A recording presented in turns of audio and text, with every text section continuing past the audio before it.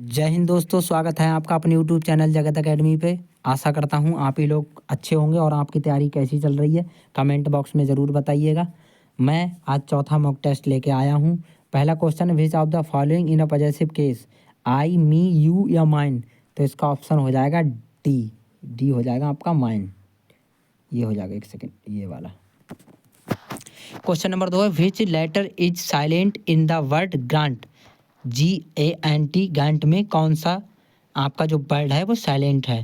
AGBN, मतलब second option है N, third A या फोर्थ T। तो इसमें आपका पहला हो जाएगा G। ये आपका साइलेंट वर्ड है। The structural approach relates to words pattern, sentence pattern, A या B दोनों, या D लेटर। तो ये हो जाएगा आपका A और B दोनों, वर्ड्स पैटर्न भी होता है और इसमें सेंटेंस पैटर्न भी होता है। क्वेश्चन नंबर 4 है, Friday is the blank day of week. खाली जगह बनना है, थर्ड, फोर्थ, फिफ्थ या सिक्स। तो ये आपको बहुत आसानी से पता होगा कि फ्राइडे कौन सा दिन होता है वीक का। तो भैया सभी को पता है, ये आपका फिफ्थ डेज होता है फ्राइडे। एक सेकेंड, माफ़ी चाहूँगा। नेक्स्ट की तरफ चलते हैं।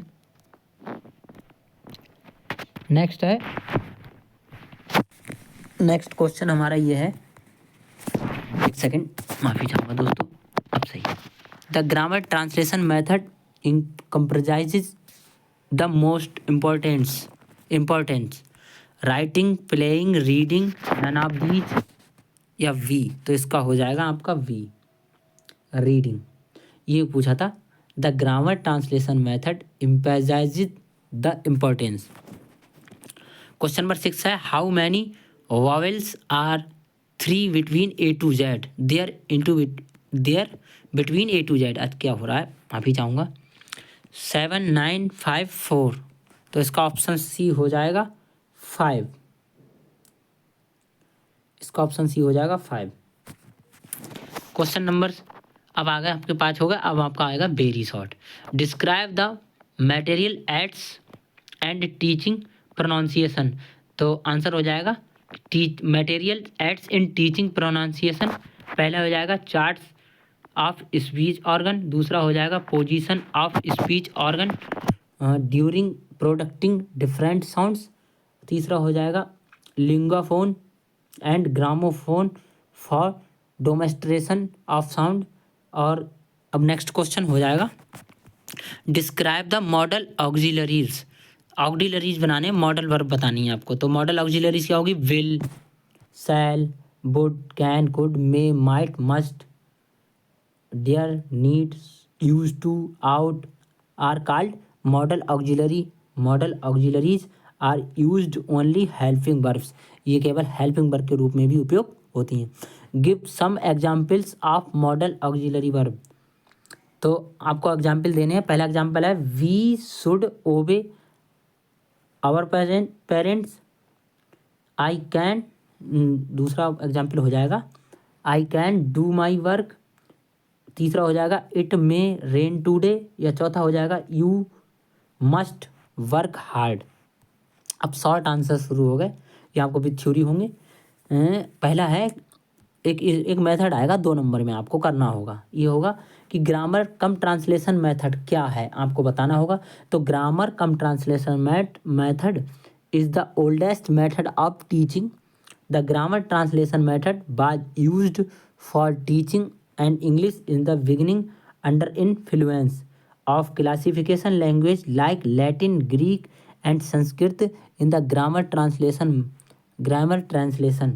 method, the student first study the parts of speech and syntax in details. The sentence in English and the mother tongue are compared at the construct sites by sites. Hindi इसकी क्या हो जाएगी, ग्रामर ट्रांसलेशन लिखा है, यहाँ होगा grammar translation पद्धति अंग्रेजी सिखाने की सबसे पुरानी पद्धति है। लैटिन, ग्रीक और संस्कृत जैसी शास्त्रीय भाषाओं के प्रभाव में शुरुआत में व्याकरण का अनुवाद अंग्रेजी पद्धति के शिक्षण के लिए उपयोग किया गया था। व्याकरण विन्यास का विस्तार, अंग्रेजी के साथ इसकी तुलना भी की जाती है।